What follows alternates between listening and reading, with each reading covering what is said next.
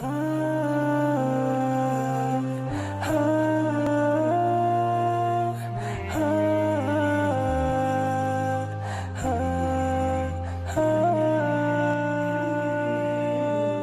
منامي مر ببالي وحي سؤال لو أن لعمري ميزانا ما المكيال أيقاس العمر بأيام أم أعوام.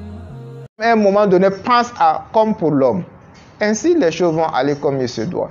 Un monsieur m'a dit que une fois lui il a demandé, ça n'a pas donné. Après il a demandé, ça fait une semaine, madame, j'ai mal au bas-ventre, j'ai mal à la tête, j'ai mal ceci, ainsi de suite. Donc à un moment donné, lui il s'est dit, si c'est ça, bon, je ne peux pas dormir avec quelqu'un que je ne peux pas faire quelque chose. Donc lui il est parti au salon pour dormir. Il a dormi là-bas une fois, deux fois, trois fois, une semaine. Il a vu que sa punition là, lui-même, il est en train de se déranger quoi. Et il demande à sa femme que tu ne vois pas que je dors au salon ces 2 jours là, tu ne demandes même pas c'est quoi. Et la femme dit, aïe, que je pensais que vous en avez marre de dormir au salon, dans la chambre, c'est pour ça que vous partez au salon. Donc, il faut que vous réfléchissez comme les hommes. Il faut que vous pensez à satisfaire votre mari. Parce que la question est posée ici parce que c'est les sœurs plus qui ont des difficultés. Et les frères qui n'ont pas la manière. Les sœurs aussi qui ne savent pas aller.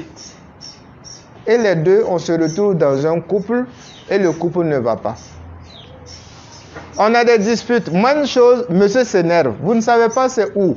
Et c'est ça, vous allez dire aux gens, mon mari est devenu colérique, je ne sais pas moins de choses, il s'énerve, je ne sais pas ce que je l'ai fait, donc dit de ramasser quelque chose, je n'ai pas ramassé, il vient, il fait la bagarre. C'est pas ça, c'est pas là-bas. La bagarre, la cause là est ailleurs. Est-ce que vous n'avez pas mis le monsieur sous tension? Il fait 2 jours, 3 jours, il n'arrive pas à avoir ce qu'il a. Et ce qui est bizarre, il sort au dehors, c'est seulement, on fait des pansements seulement. Il ne fait que voir les filles qui sont bien habillées, ça renouvelle son mal. Il revient à la maison, madame encore parle donc de ces choses. Vous ne voyez pas qu'il y a des enfants, vous ne voyez pas que je n'ai pas encore fini ceci. Donc il y a tas de choses. On vous comprend et on vous connaît dans votre manière d'organisation. On sait que vous pouvez en même temps gérer plusieurs choses à la fois. Vous gérez l'homme, vous gérez les enfants. Vous gérez la cuisine. Vous gérez donc ceci. Et à la fois sans problème.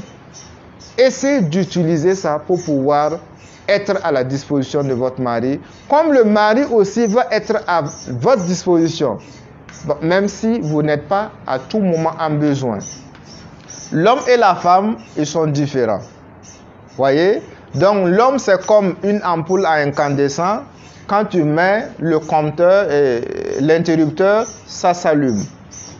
C'est-à-dire si vous, femme, vous voulez satisfaire rien que votre mari, vous décidez de le satisfaire, il suffit de le toucher, de dire mon mari ceci, il est déjà allumé. Mais pour vous, vous êtes comme une four, donc pour pouvoir vous allumer ou vous réchauffer, il faut du temps. Il faut mettre du bois, il faut ventiler, il faut faire ceci. Donc c'est un peu cette différence qui existe entre vous et les hommes. Donc si vous aussi vous voulez, apprenez votre homme à ce qu'on appelle à la romance. La romance là, c'est pas grande chose. Voyez, les SMS, vous rentrez sur WhatsApp, il y a des images, ainsi de suite. Et puis vous envoyez à votre femme. Et les choses se passent comme il se doit. Donc il va falloir plus de complicité dans le couple pour pouvoir jouir pleinement votre sexualité. Parce que tous les problèmes de couple là découlent de la sexualité. Ceux qui sont mariés peuvent le dire. Ça découle de la sexualité. Et vous allez voir, un couple, il n'y a pas de problème là. C'est que là-bas, la sexualité n'est pas un problème. Soit l'homme, la femme même a su ce que le monsieur veut. Quand monsieur rentre seulement, la femme n'arrive pas à attendre que monsieur demande. Et la bonne femme aussi, c'est comme ça. La bonne femme, c'est savoir ce que son mari désire. Comme le bon mari aussi, c'est de savoir ce que sa femme désire. On sait que vous voulez techno Camon 16, on sait que vous voulez belle voiture, on sait que vous voulez... Donc, les maris aussi doivent faire ça pour vous. Mais de l'autre côté, vous savez aussi ce que le mari veut. Il faut donc le satisfaire. Et Inch'Allah, vous allez voir que quand chacun fait de son mieux pour satisfaire à l'autre, les choses se passent comme il se doit, bismillah. Donc, les choses recommandées dans les rapports sexuels. Dans les choses recommandées, est que donc, si l'époux satisfait son besoin, il ne doit pas se retirer avant que sa femme n'ait une satisfaction pleine. J'ai parlé donc des deux types donc, de lampes à incandescent et puis donc la question de four. L'homme, facilement en 2 minutes, l'homme est parti. Mais la femme, c'est pas pareil. Il faut du temps.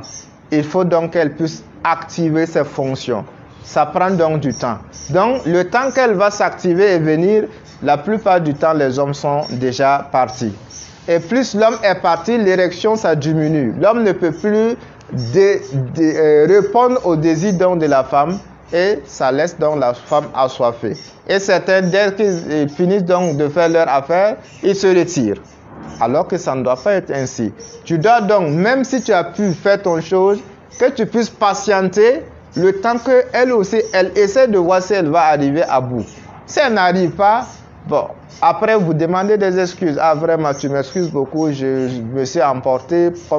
Pour la remonter, Inch'Allah, se te préparer le soir, voilà, je vais me rattraper des choses comme ça. Ça se parle et ça se communique. Mais tu finis et puis tu te lèves, tu te douches et puis tu pars. C'est pas comme ça. Voyez? Donc, la femme, l'homme par exemple, comme technique pour pouvoir vous retenir, c'est simple. Mettez-vous à la tête que vous n'allez pas avoir une jouissance tant que votre femme n'a pas joui. C'est-à-dire, vous devrez communiquer lors de vos rapports sexuels. Je t'aime, tu m'aimes, est-ce que j'arrive à te... Oui, je suis, voilà, ça est en train d'arriver, essaie d'aller plus vite, essaie de faire ceci. Ça se communique. Et dès lors que vous sentez que votre femme maintenant est enflammée, pour vous, comme c'est une question d'interrupteur et puis le compte est bon, vous pouvez donc vous activer pour que ça soit au même moment ou bien ça soit après que la femme ait pu jouir. Mais s'il n'y a pas de communication, et si la femme même ne veut même pas jouir, elle est là, elle fait comme si elle ne veut pas, elle veut... Bon, c'est quand le mari maintenant commence à finir qu'elle, son désir commence. Mais il faut qu'elle aussi, elle ait l'idée que dans cette relation-là, moi aussi, je dois jouir. C'est en ce moment qu'elle va guider donc son monsieur. Par exemple, il y a des positions qui sont favorables à la femme et qui ne sont pas favorables à l'homme, par exemple. Donc, dans ce cas-là, vous demandez à faire votre position d'abord. Ainsi, quand vous allez finir, la femme commence. C'est une question de communication. Mais si vous ne pouvez pas dire à l'homme, cette position me plaît. Parce que vous créez donc peut-être il puisse vous dire, vous êtes ceci, vous êtes cela. Bon, vous laissez emporter à tout moment, c'est lui qui se satisfait. Vous avez donc toujours des problèmes dans votre couple. Pareil aussi, quand une femme n'est pas satisfaite plusieurs fois dans les relations sexuelles, vous allez sentir qu'elle aussi et vous, il y a une distance qui ne dit pas son nom, qui va se créer entre vous. Et ça va encore continuer avec vos enfants. Ainsi de suite, donc vous n'aurez pas la paix intérieure dans votre foyer. Donc chaque femme doit prendre le devant de toute chose. Le devant donc de faire le rapport sexuel, c'est vous qui devrez être le maître. Non, couchez-vous. Non, bébé, faites ceci. Non, faites cela. Laissez-moi m'occuper donc de vous. Laissez-moi faire ceci, cela. Vous allez sentir qu'il y aura une harmonie entre vous donc lors de cette relation. Mais si vous ne parlez pas, le monsieur cherche son intérêt. Il finit et puis après, ça cause un problème avec vous. Donc, essayez vous aussi d'être participative. Communiquez. Dès que vous communiquez, vous allez sentir que vous allez avoir des rapports sexuels bien apaisés, Inch'Allah, sans problème. Donc, et après donc, cette recommandation, il y a aussi le fait donc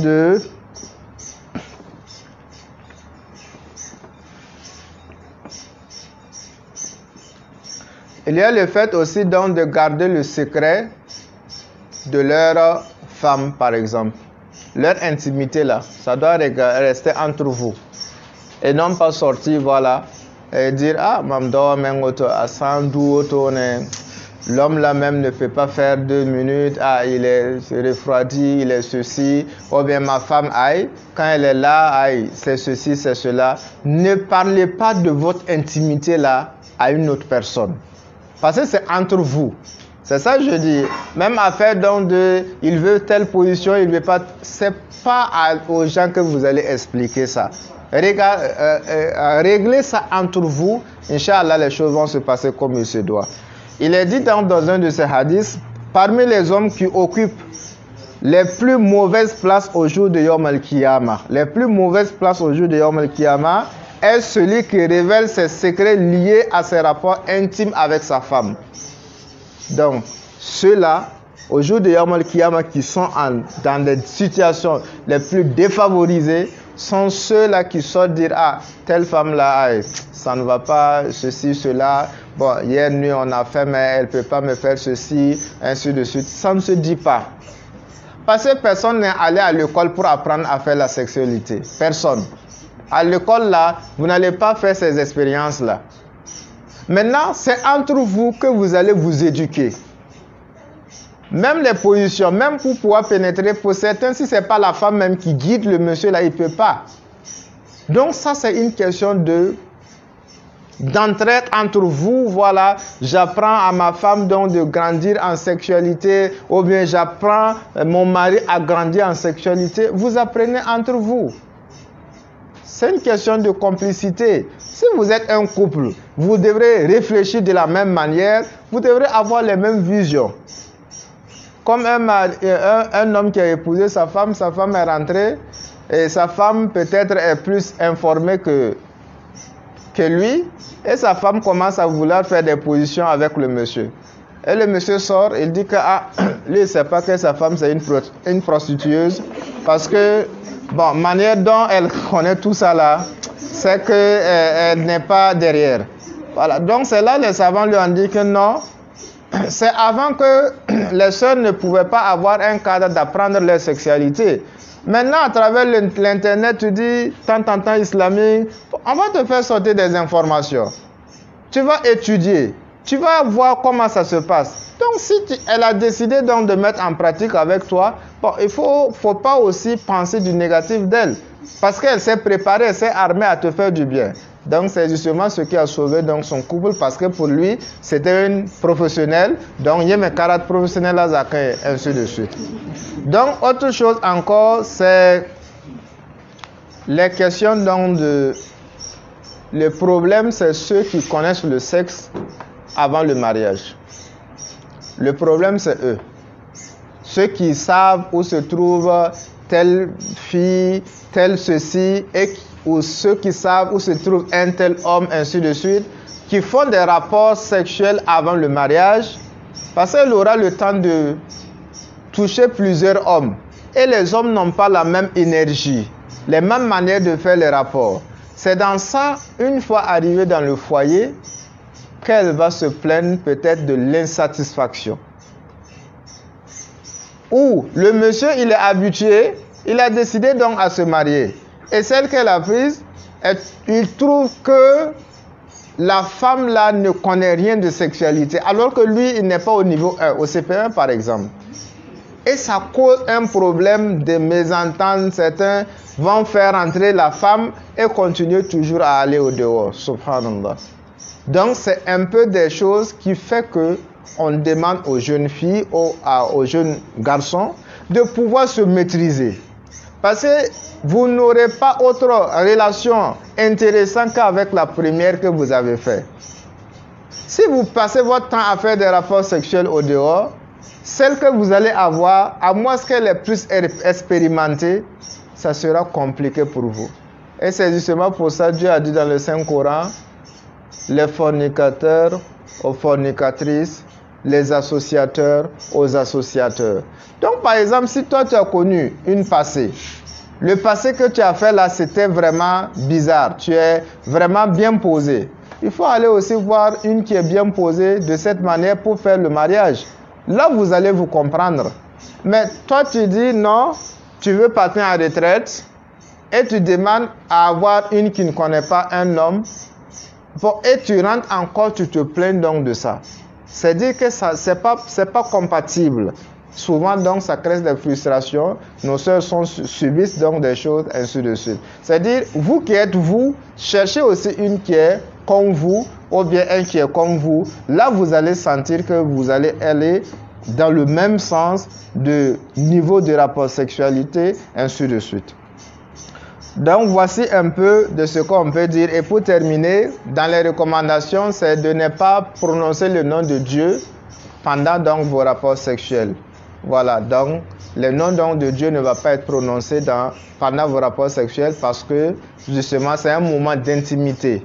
C'est un moment d'intimité. D'autres même vont aller à dire de ne pas trop communiquer en faisant ça, comme des murmures ou des choses comme ça. Parce que dès lors vous récitez l'invocation, l'ange qui écrit vos bénédictions et consorts, il s'écarte donc de vous pour que vous faites votre intimité et il revient.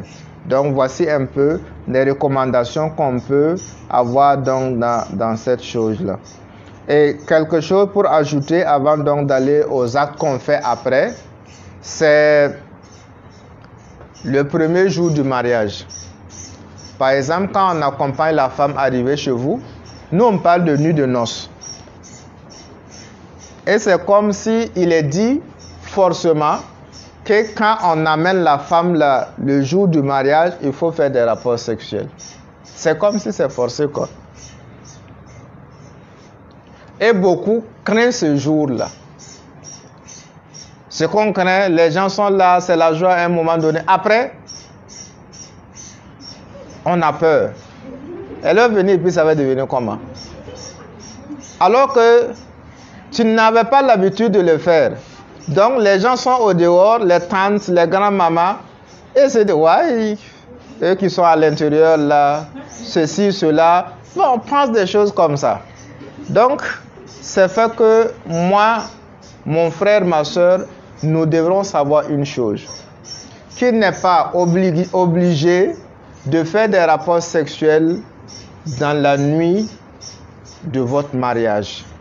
C'est avant que, dans nos traditions, il y avait donc un tissu blanc qu'on donnait donc à l'homme et la femme la nuit pour que s'ils font donc les rapports sexuels, que le sang puisse verser donc dans ce tissu afin qu'ils puissent prendre et aller donc faire, voilà, pour dire que l'homme, voilà, c'est vraiment un homme, voilà, donc on attend maintenant à ce que ceci. Ça, ce sont des histoires anciennes.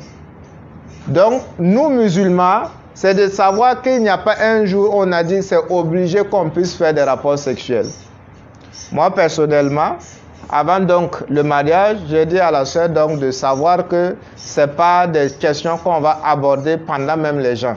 Il faut donc que les 7e jours arrivent et nous-mêmes on va s'asseoir et savoir qu'est-ce qu'on va faire. Donc, et justement, ça a été comme ça. Mais beaucoup sont effrayés donc de ce premier jour-là. Et le premier jour aussi, bon, il n'est pas question que vous puissiez vous mettre dans des tracasseries comme on a pris 20 ans, on n'a pas fait la chose. Donc en une seule nuit, il faut tout faire. Non. Même ceux qui vont décider de le faire, allez-y étape par étape. Vous ne savez pas ce qui se trouve à l'intérieur. Pour certains, pour pouvoir faire la pénétration, c'est un problème.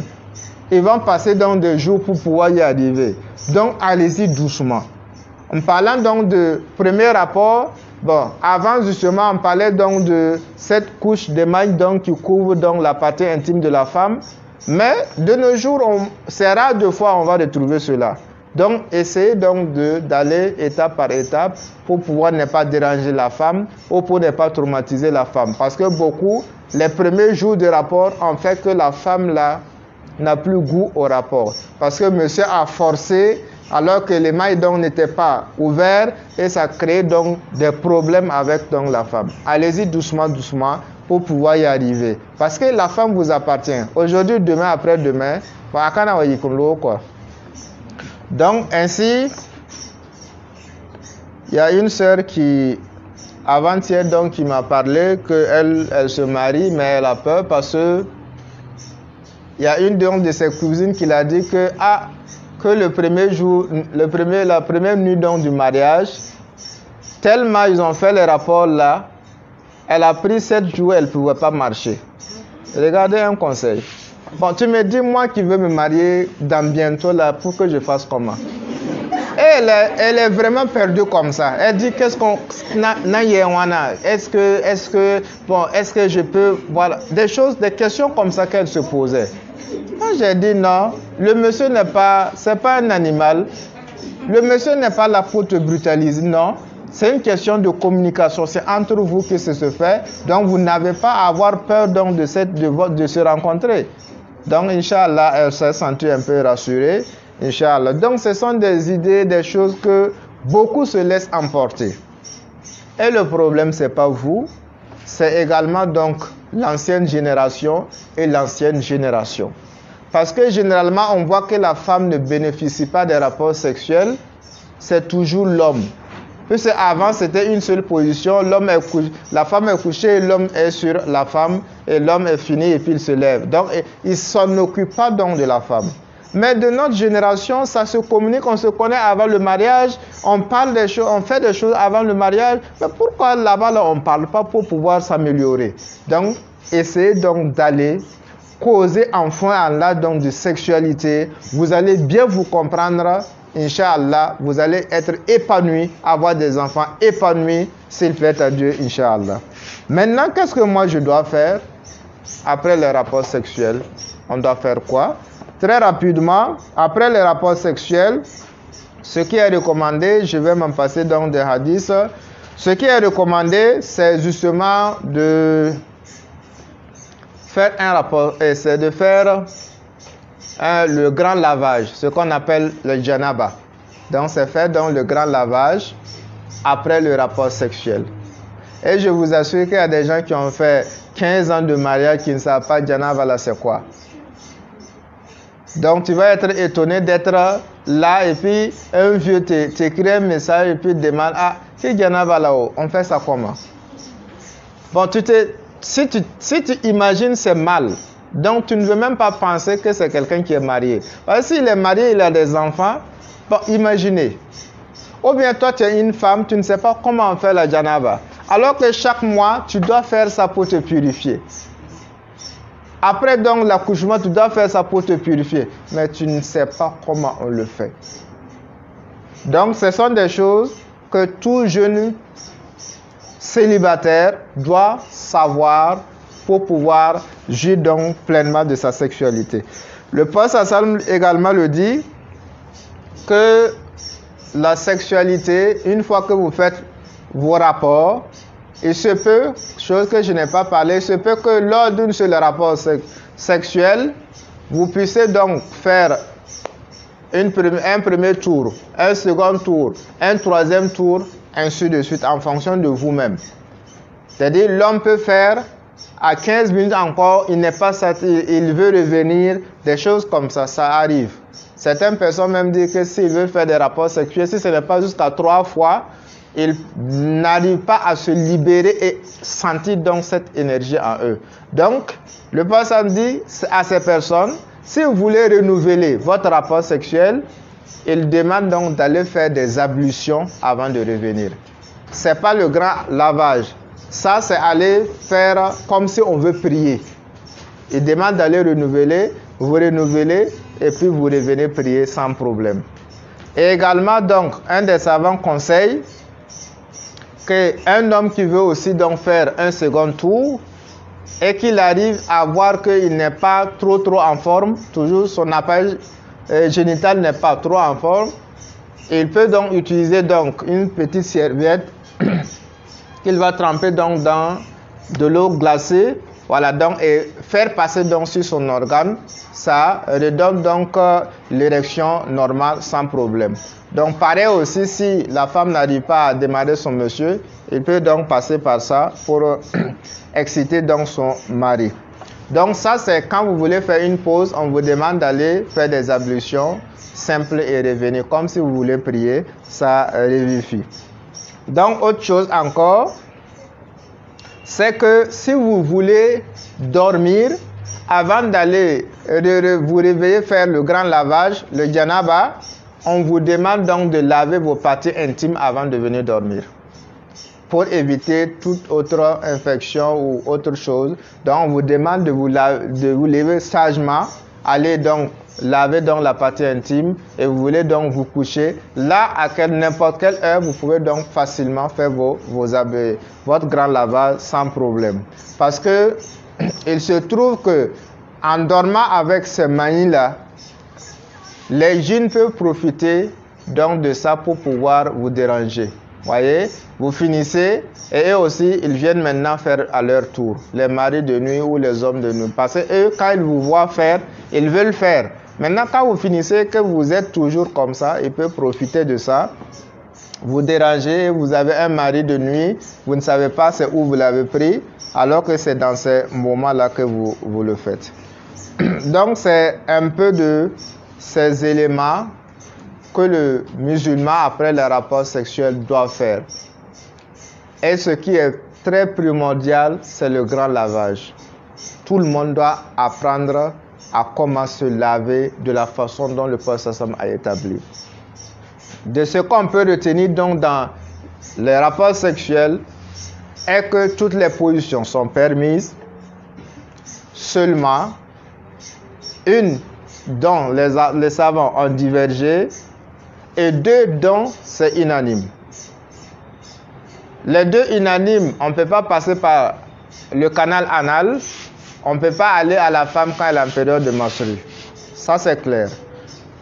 Le deuxième qui est, dont les avis sont divergés, c'est la question donc de rapport par voie orale. Voilà, donc la personne veut faire les rapports par voie orale. Ça, les savants ont divergé. D'autres ont permis, et d'autres ont dit détestable, et d'autres ont permis. Il n'y a pas d'interdiction formelle dans ceci. Donc, et toute autre position, en fonction de votre couple, vous pouvez donc vous entendre, établir, et puis donc vous faites votre chose sans problème. Donc, nous allons parler des avantages liés donc au rapport sexuel. Pourquoi on parle même de rapport sexuel alors que ce n'est pas ça seulement qu'on a à faire? On parle de rapport sexuel parce que, ça donne du plaisir. Ça donne du plaisir. Et Cheikh Al-Ghazali dit qu'il n'y a pas de plaisir comparable sur cette terre-là que le désir charnel. Il n'y en a pas. Et les gens disent que, les savants disent que c'est, au fait, un des désirs du paradis que Dieu a fait pour que les êtres humains puissent goûter et penser à vouloir vivre éternellement au paradis. Parce que, regardez donc l'expression quand Dieu décrit le paradis. Il dit quoi? Qu'il y a donc les Hurun Aïn. Il les décrit encore, il dit leur beauté, quand tu les regardes, c'est comme un miroir. Voyez? Il dit, ainsi de suite, il parle plus de ce cadre-là. Parce que c'est une source de désir que si vous arrivez pleinement à vous jouir de ça, bon, vous allez passer tout votre temps à le faire. Pourquoi quelqu'un qui est infidèle ne peut pas arrêter? Parce qu'il arrive à avoir ce qu'il recherche dans la vie. Et rien que ça, il est épanoui. C'est vous autres qui voyez que non, allez gâter l'argent. Non, lui, il ne va pas ça. Pour lui-même, il gagne l'argent là, c'est pour avoir ce plaisir-là. Parce qu'il a goûté au goût donc de ce désir. Donc, et pour moi et vous, on doit justement le prendre en ce sens. Que ce soit l'homme ou la femme, que le rapport sexuel, c'est un des désirs qu'on ne peut pas comparer à autre désir sur cette terre. Donc, autre chose encore qu'on peut dire comme avantage donc, du désir, c'est les bénédictions. C'est les bénédictions. Quand vous faites des rapports sexuels, vous avez des bénédictions. Et ce n'est pas vous qui allez me demander, les compagnons aussi ont demandé au prophète pourquoi on arrive à faire notre plaisir et on trouve des bénédictions. Et il dit que si votre plaisir là, vous arrivez à le commettre avec une autre femme qui n'est pas votre halal, vous avez de quoi?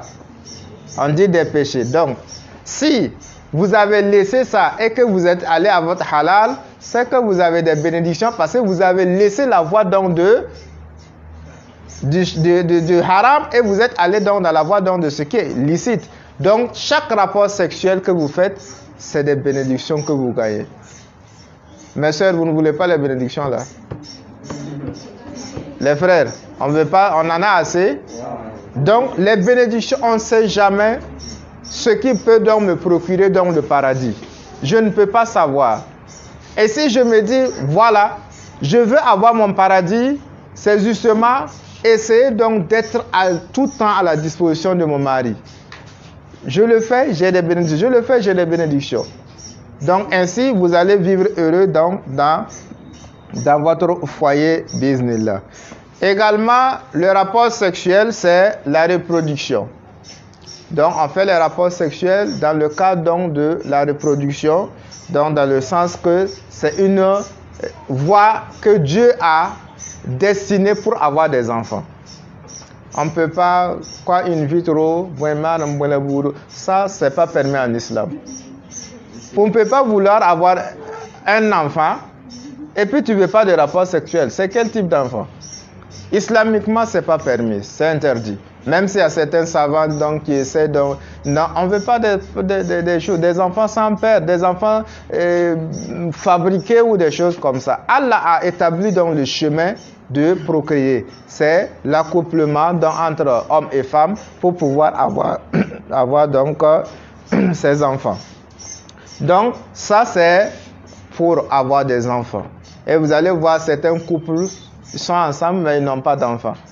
Voyez? Et certains n'ont pas d'enfants tout simplement parce qu'ils ne font pas régulièrement les rapports sexuels. Vous savez que si vous n'êtes pas intéressé par ça, vous n'allez pas demander à savoir à quel moment on peut être plus fécond, à quel moment on peut... Si la soeur là, ça ne lui dit rien, bon, elle ne va pas s'intéresser donc à ces choses-là. Elle passe du temps, ils n'ont pas d'enfants, alors que c'est eux qui n'ont pas essayé donc de fidéliser dans leurs rapports sexuels. Donc c'est ainsi que on passe ainsi pour pouvoir avoir une reproduction saine là. Et pour terminer, c'est dire que c'est une recommandation d'Allah subhanahu wa ta'ala, une des avantages. Quand vous faites la recommandation de Dieu, vous êtes récompensé. Parce que Dieu veut que l'espèce humaine ne finisse pas. Donc le fait que vous faites les rapports sexuels, vous allez avoir des enfants et vous allez conserver l'espèce humaine. Donc, et c'est dans le cadre de la recommandation d'Allah subhanahu wa ta'ala.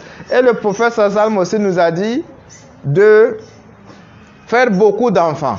Bien sûr, des enfants bien éduqués, les enfants qu'on a assumé pleinement nos responsabilités. Il dit de faire beaucoup d'enfants pour que lui il puisse avoir beaucoup de personnes, sa communauté puisse être grande parmi donc, les autres communautés afin qu'ils puissent rivaliser. Mais si on ne fait pas de rapport sexuel, on ne peut pas donc justement être dans ce cadre-là.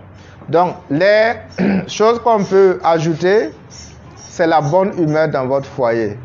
Quand quelqu'un voit un couple dont l'épanouissement est bien fait, vous allez voir que la femme sourit au hasard. Elle n'a pas... à Qatar, il est bon. Non. Elle n'a pas ça. Mine serrée, on est en train donc de cuisiner, on ne sait même plus où on est, tellement on est dans les pensées. Bon, on est en train de faire... Non, elle n'a pas ça. Si elle travaille, elle excelle dans sa promotion. Parce qu'elle n'a pas autre chose. Elle arrive à avoir le dernier degré de plaisir terrestre là. Elle arrive à avoir ça avec son mari. Pareil aussi si l'homme est épanoui. Vous allez sentir dans les activités de l'homme, ça marche. L'homme, il se lève, il veut faire des projets et dans sa tête, c'est calé. Il ne peut pas penser. Mais dans sa tête, c'est fluide. Alors que ce que l'être humain veut, c'est la fluidité dans les pensées. Tu n'as pas autre pensée encore que de travailler. Donc, Donc, tu te donnes à fond pour le travail.